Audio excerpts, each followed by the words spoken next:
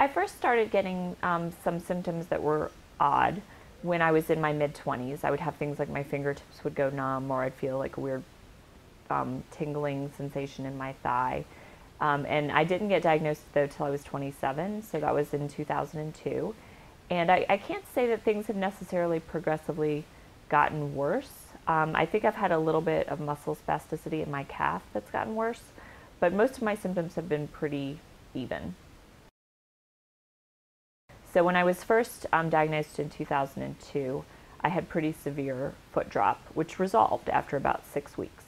But I didn't realize that I had this residual weakness in my dorsiflexors of my ankle. And so over time, that turned into a little pronation of my ankle joint, which caused some knee pain, which ultimately caused some piriformis syndrome and some hip pain. And then all of these pain syndromes actually made me walk less. And then when you walk less, then you get more weakness, so it's harder to walk more. And then in MS, when you have weakness, you often get spasticity as a problem that goes right along with weakness. Actually, when I was first diagnosed with MS, I didn't even know what Pilates was more than I had taken a class or two at the gym. I was actually working in television. I was a TV producer, and then I was working as a creative director in large events, like working on the Olympics and things of that nature. And I ended up doing Pilates for just my own self-care. I did a lot of Pilates and yoga. And I just got to the point in my other career where I stopped caring about it as much. And I really loved teaching. And when it came, when the opportunity came up that I could teach full-time, it just made sense for me to move into something that I was more passionate about rather than something that, was something that was a really fun job. I just didn't have the passion for it that I had originally. I think Pilates is really a very special exercise form because it focuses on proper alignment, the correct muscle recruitment, so knowing what to fire when in movement. It works on strength, which is something that you can lose with MS, and it also works on flexibility and balance, which are other things that you can lose with MS.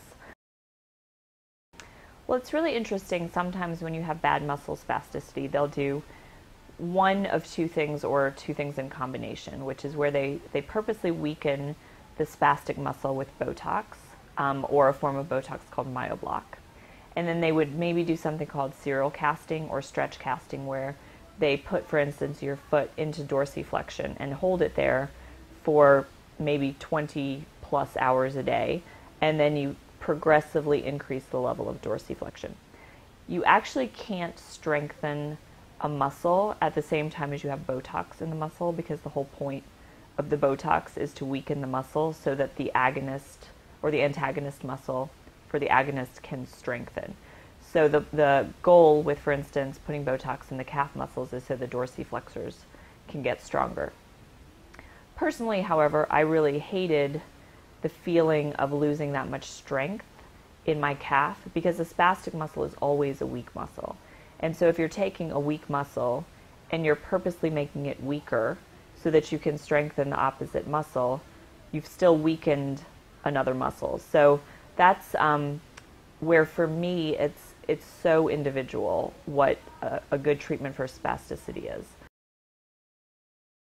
Well, I'd actually never set out to produce a Pilates for MS course at all. I had written a blog post for Pilates Anytime, which is a website run out of America, which just has Pilates instructors and Pilates videos.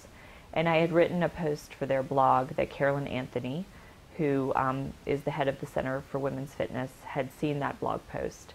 And she had a lot of clients who had asked her about, what do you do for MS, and it was just not something that she knew about.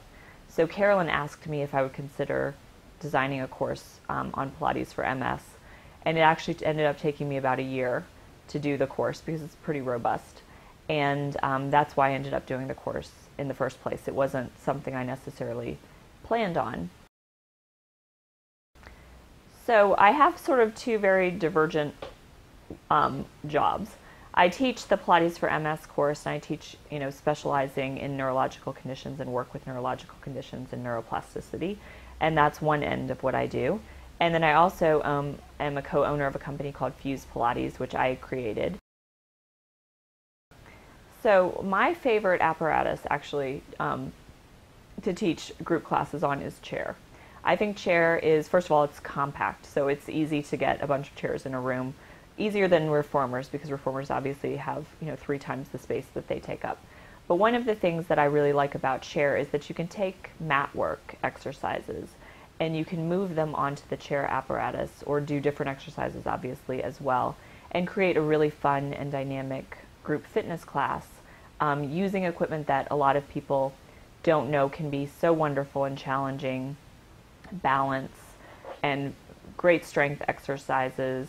Obviously you can work any body part at all working on chairs, and so what we're looking to do is designing a program that's very similar to the classes that we teach at the Fuse Pilates studio in the United States, where it's a choreographed class that follows a basic sequence, but the sequence changes in every class because we always teach pretty much on request so that we can really cover what the students want to work on.